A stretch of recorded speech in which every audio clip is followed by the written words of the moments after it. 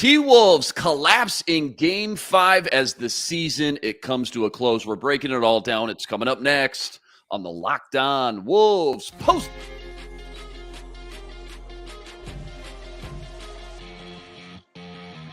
You are Locked On Wolves POSTCAST, part of Locked On Minnesota on the Locked On Podcast Network. Your team every day.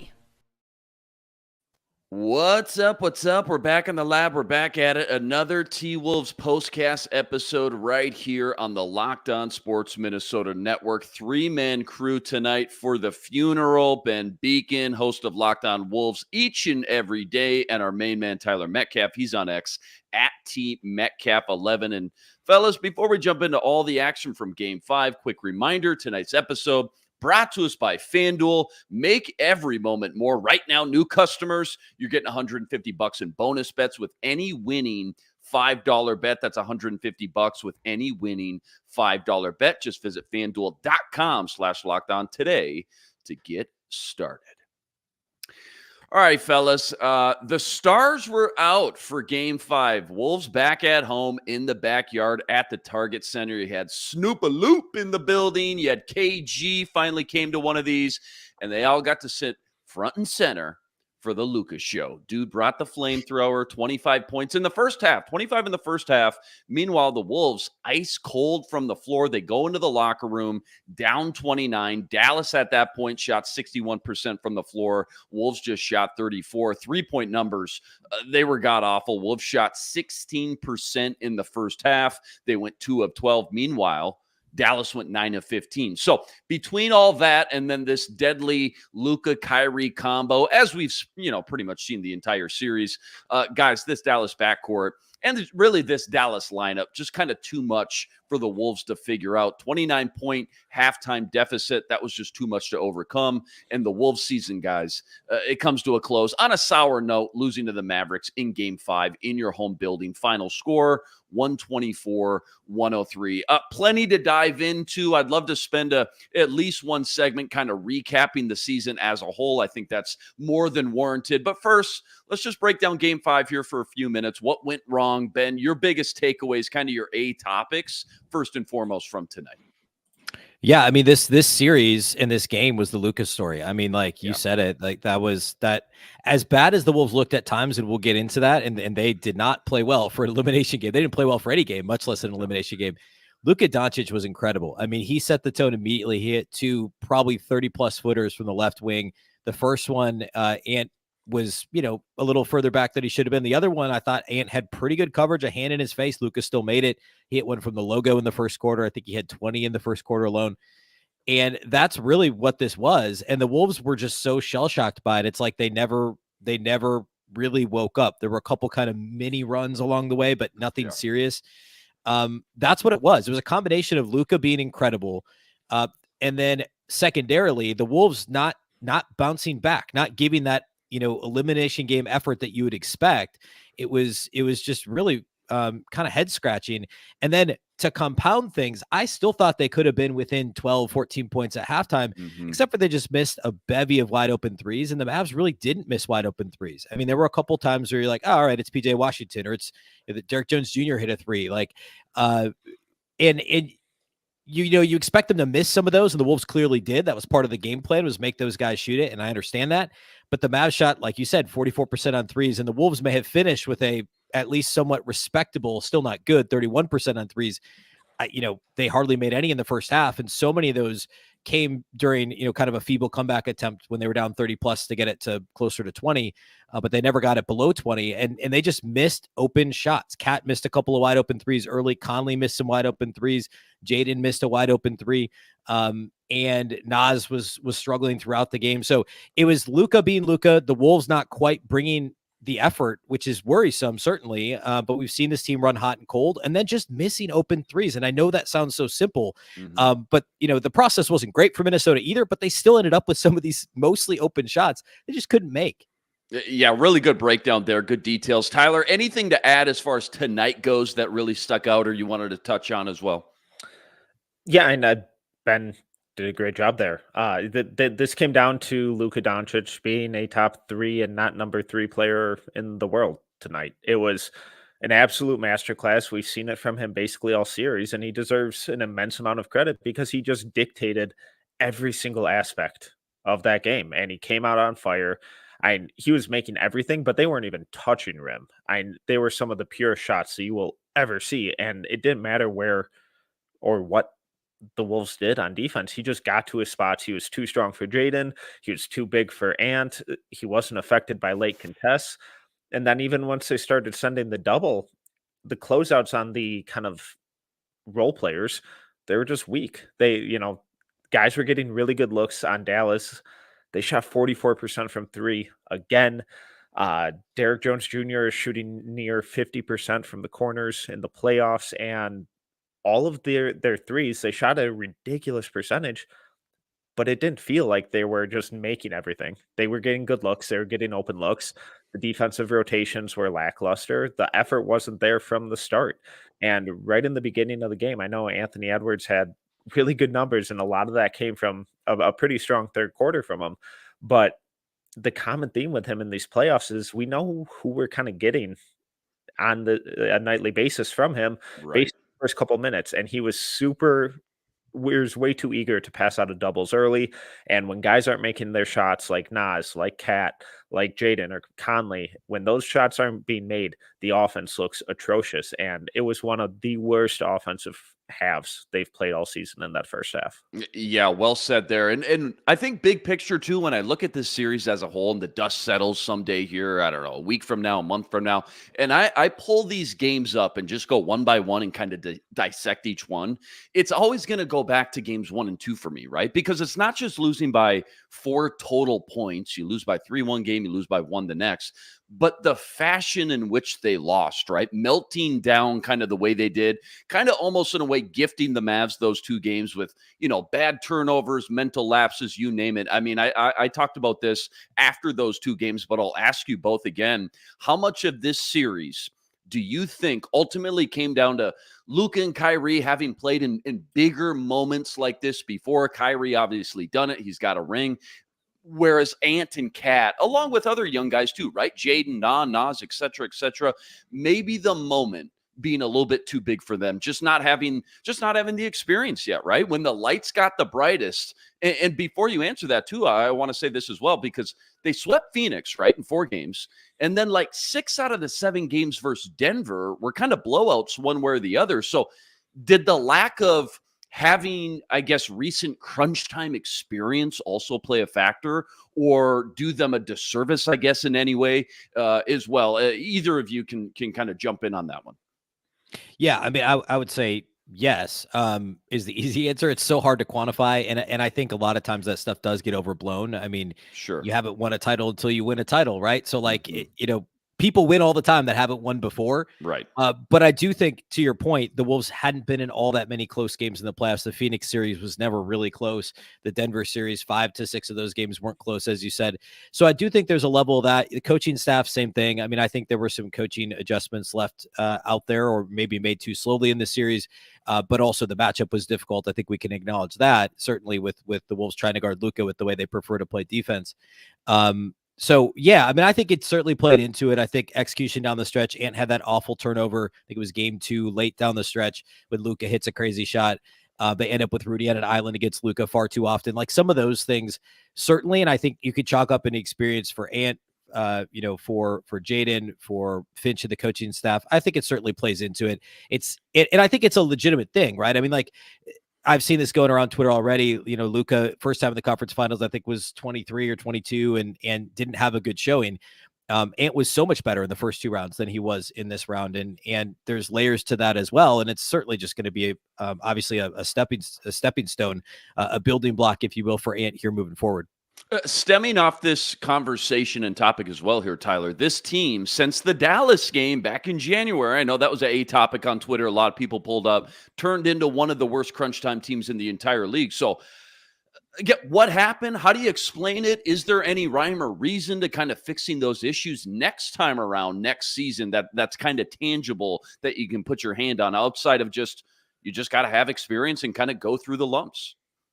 Yeah, and crunch time offense was a huge concern with this team Yeah. all year, and it's why the doubters were out in full force before the playoffs even started, saying that this team couldn't win anything in the playoffs and why they were picking Phoenix to beat the Wolves in the first round.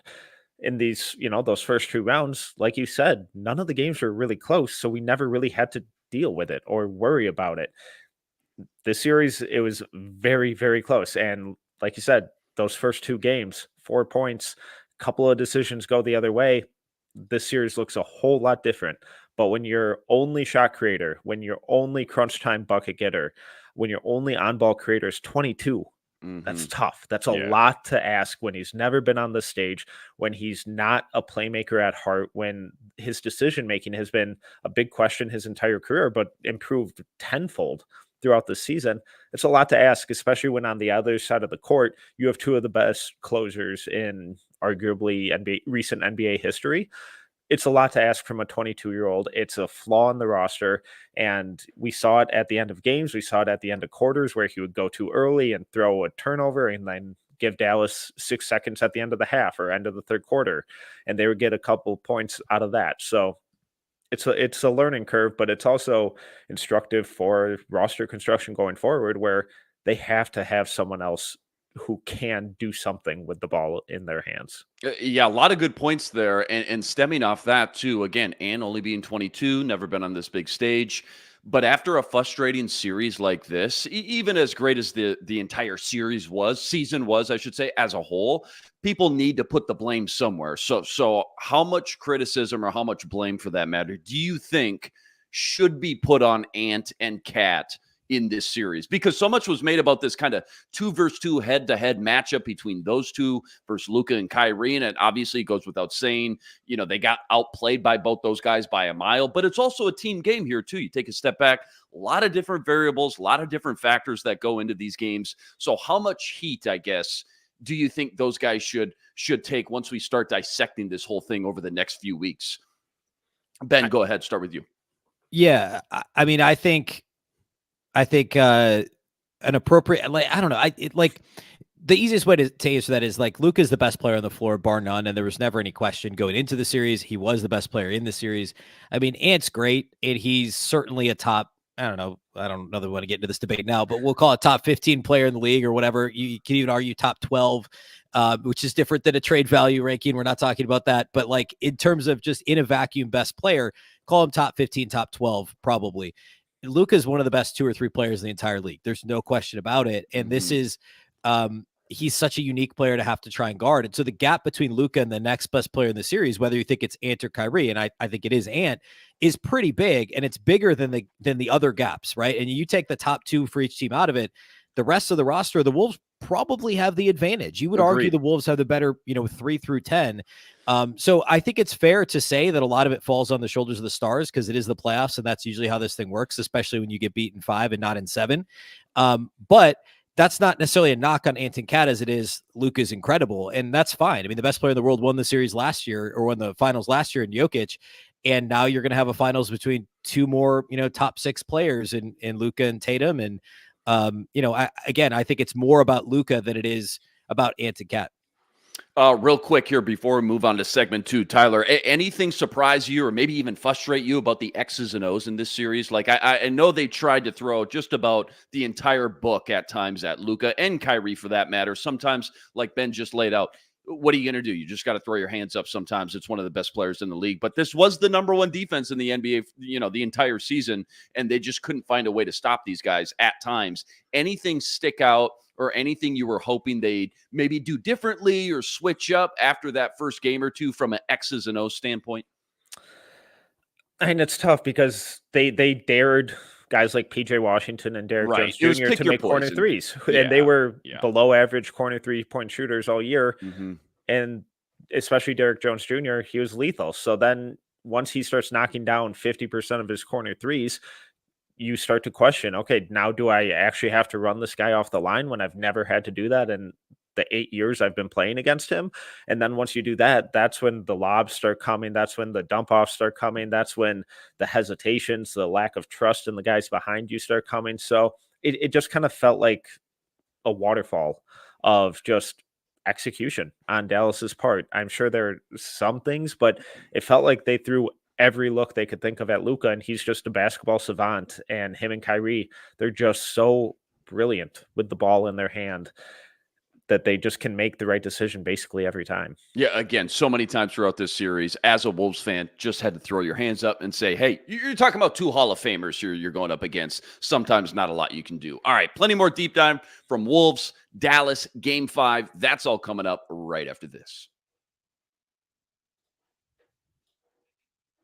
Quick reminder, tonight's episode brought to us by FanDuel, America's #1 sportsbook and official sportsbook partner of the NBA. Right now, playoff time in the NBA and NHL, not to mention baseball's in full swing. That means FanDuel's your #1 place to be to bet on all the action. Check this out. Right now, new customers, you're getting $150 in bonus bets with any winning $5 bet. That's $150 back in bonus bets with any winning $5 bet. Bet on everything from slap shots to home runs to slam dunks, all on the app that's safe, secure, and easy to use. So what are you waiting for? Visit FanDuel.com/lockedon today and make your first bet a huge win. FanDuel, America's #1 sportsbook and official sportsbook partner of the NBA. Okay, Pitt and the Peak. Okay, for this team, when you look at the playoff experience as a whole, big picture, what was the biggest highlight for you, the thing you'll always remember, the thing you're most pleased with or happy about or proud about, and then kind of the lowest low? What was the thing that disappointed you the most? Ben, kick us off. Man, the high is a tough one. I think specifically, if I'm thinking of like specific moments, there were a couple of those defensive possessions against Phoenix that were just incredible. The one that got a ton of play. Then obviously the first two games against Denver, there was a similar, the Nickeil Alexander-Walker pressuring Jamal Murray at the timeline and them trapping him at the timeline. Those moments were awesome.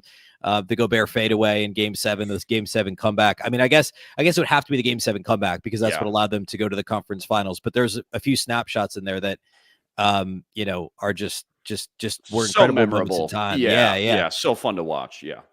I would say on the flip side, that's a tough one. I don't know that I've fully decompressed from this yet. Which is fair. That's fair. More than fair. Yeah. I guess I would say that, and this is just a very it's not this play, it's not this player, but the moment where I was like, oh shoot, they're in a bad spot was when the Nas buzzer beater went in and out in Game 2.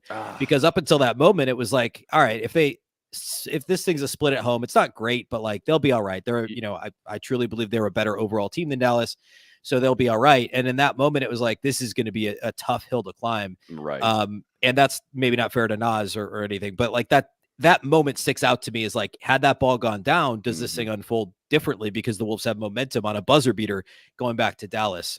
But yeah, I mean, certainly you could pick some moments from Game 3 or Game 5 of the series as well. Yeah, that ball drops. And again, Nas, fantastic game that game in Game 2. He had the flamethrower that game as well. But yeah, that ball drops. All of a sudden you feel like, okay, we got a series here. You go down 0-2, though, going into Dallas. You're totally right. Felt like a big hill to climb for sure. Pitt and the Peak for you, Tyler. What do you got? For Peak, I'll go just sweeping Phoenix and just bullying them for 4 straight games after a lot of people doubted that the Wolves could even cover Phoenix, that they even had a chance of winning that series, and then they just dominated it. It was incredible. It was really, really encouraging. And then to kind of, the fact that they carried over that defense into the next series as well is like, okay, it just affirmed the construction of this team, that they were very real all season. The regular season wasn't a fluke. It just confirmed that they were a legitimate title contender. Pitt, I'll just go tonight. And just so that Luka dropping 20 in the first quarter was just gut wrenching. And then you compare it to their effective field goal percentage being sub 40% in the first half. It's like, oh, this is just like, you just didn't even have a chance from Tip.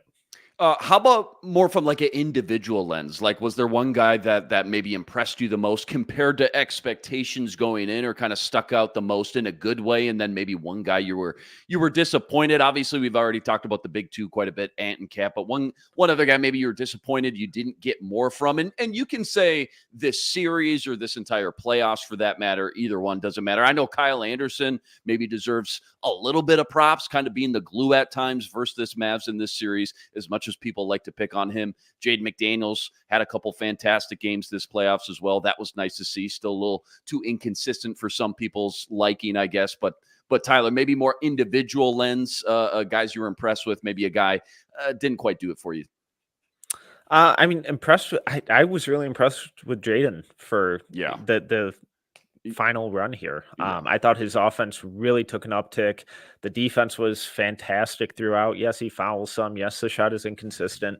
But when you look at who he is as a player and what he's asked to do, I thought some of the offensive performances in these last 2 rounds were just fantastic from him.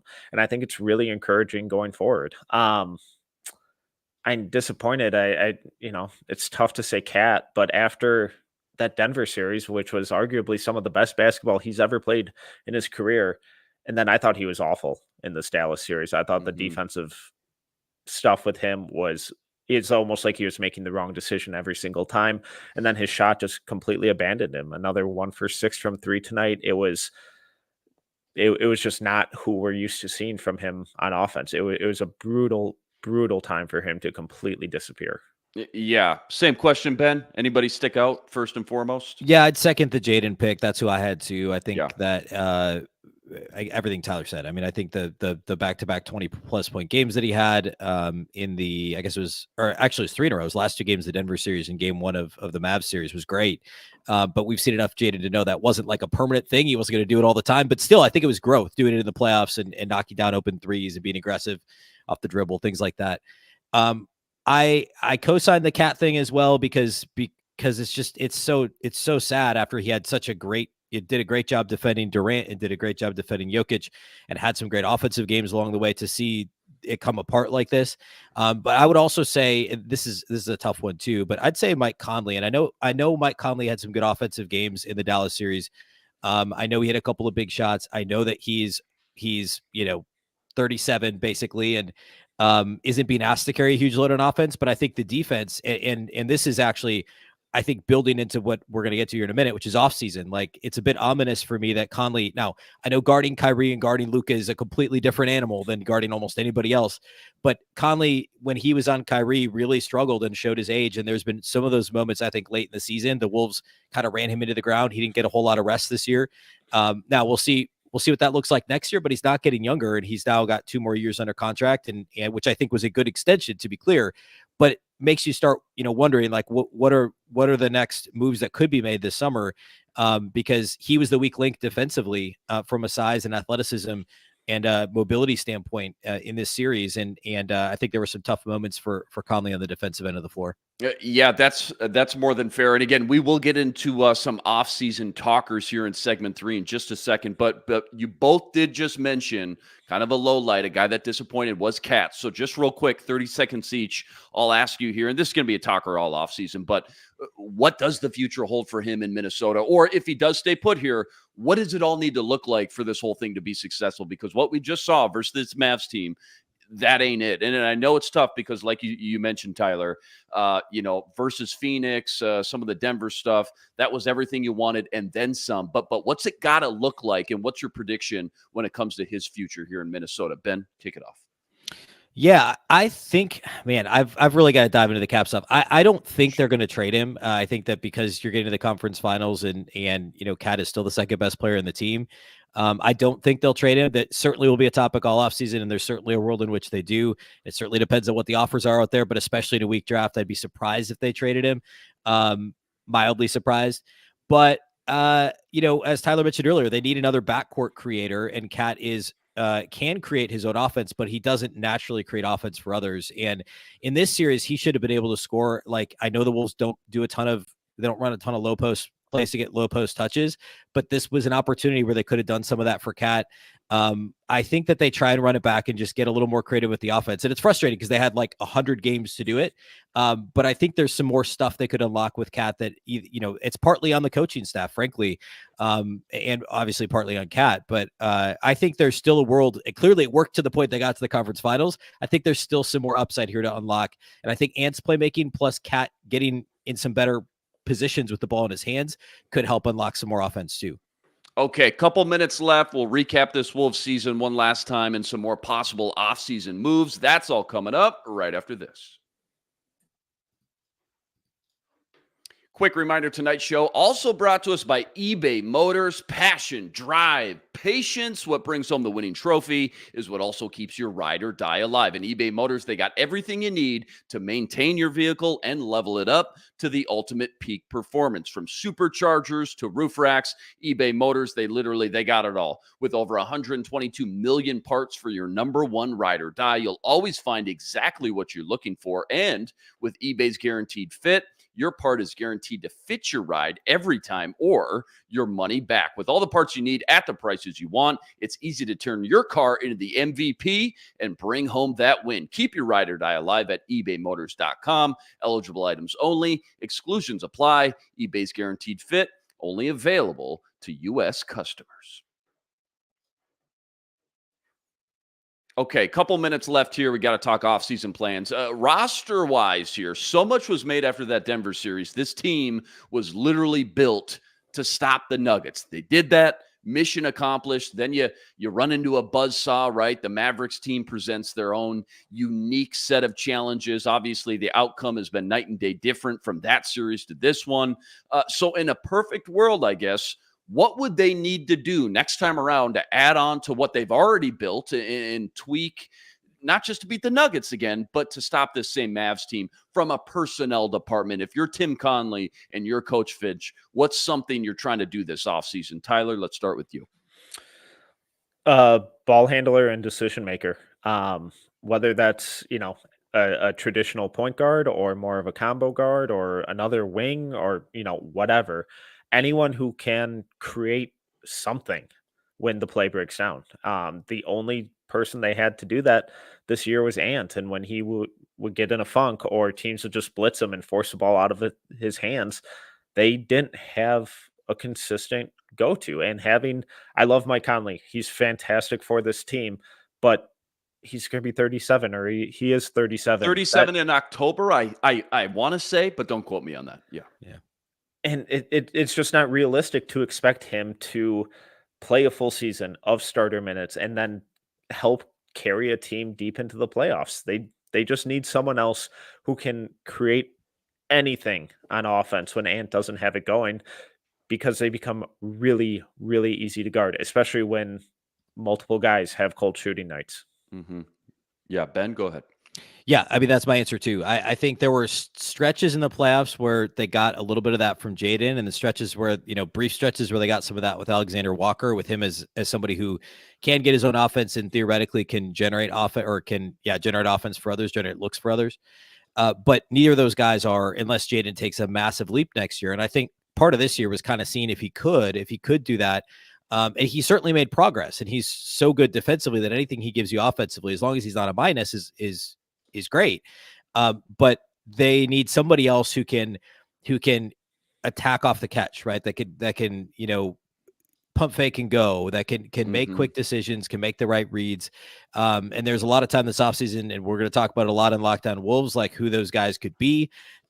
There's obviously a looming cap crunch, not looming, it's here now. And there's, it's a light draft. They've got a first round pick, but it's late in a bad first round. So there's no easy answers. They've also got to figure out, the Kyle Anderson's a free agent. So that role, whether that's it's kind of that Swiss Army knife. In theory, it's a bench creator type role. Are they going to look for a similar archetype, or is this are they, as a conference finals team, going to pull a Nuggets and say hey, we're going to take a young guy off the bench? We're going to say Josh Minot or Leonard Miller is going to play in this role? I don't think so. But I mean, there's a lot of different directions this could go. And that's the biggest need. I mean, they've got obviously size. They've got a lot of shooting, everybody in the rotation, but Slow-Mo and Rudy is an outside shooter. So it really is that kind of other playmaker, that guy who they can play off of. And, in theory, that can be Cat for stretches, but ideally they need somebody else in the backcourt that can do that. So it's not just Ant creating from the backcourt. Yeah, well said. Again, can't wait to listen to Locked On Wolves all offseason long. Continue to talk about and break down some of these offseason plans and a lot of burning questions for this roster right now. Let's try to end here. A couple minutes left with something positive here, right? Positive spin. Once the dust settles here, what's one or two things you'll always remember from this 2023-2024 Timberwolves season? We already talked about kind of the playoffs in a nutshell, but, even though it wasn't the dream ending that you hope for, this season I mean, truly, guys, it's been one of the funnest rides this franchise has ever had. So there's a lot to choose from for sure. But Tyler, what do you think of first when you think back to this season? I think is that win over the Celtics That was so earlier fun. in the Yeah, season, that was great. where Game 3? like where Ant and Jaden just went psycho mode on defense late, and then kind of seeing something similar to that pop up in game 2 against Denver, where it's like, God, this defense was so much fun all year, and I don't want to hear all this crap about there's fake and their regular season defense. This was the best defense from start to finish this year. They got carved up by one of the best offensive creators in Luka Doncic, but that Celtics win, and then also kind of repeating that similar performance on a back-to-back in Boston, forcing them to overtime, solidifying that it was real, that they weren't it just wasn't a fluke win at home. I thought that Celtics win was absolutely incredible. Yeah, game 3 happened so early in the season too. After last season, where they would get up those big leads at halftime and then blow so many games. It was nice to start out the season with such a marquee premium win versus a team like the Celtics. Ben, favorite moments, things you'll always remember from this magical run, especially when you think all the way back to the preseason expectations we had for this team. Yeah, I mean, I'll say a couple things. One, that this is a weird one, but something I'll never forget about this team. They never lost more than 3 games in a row. Yes. Actually, they never lost 3 in a row until the playoffs. They didn't lose more than 2 in a row all regular season, which is crazy. And I guess I don't know the actual history on that, but I can't imagine there's many teams, obviously, other than the teams that only lost 9 or 10 games, Bulls and Warriors teams, that ever really did that. That was incredible. And they didn't ever lose 4 in a row. And they lost 3 in a row a couple times in the playoffs, and that was it. And then I would say, similar to what Tyler said and what I mentioned earlier, some of those defensive possessions and the fact that, that got a ton of play, certainly the one-on-one defense against the Celtics that Tyler mentioned, but also in the playoffs when the national media woke up and was like, whoa, this defense is incredible.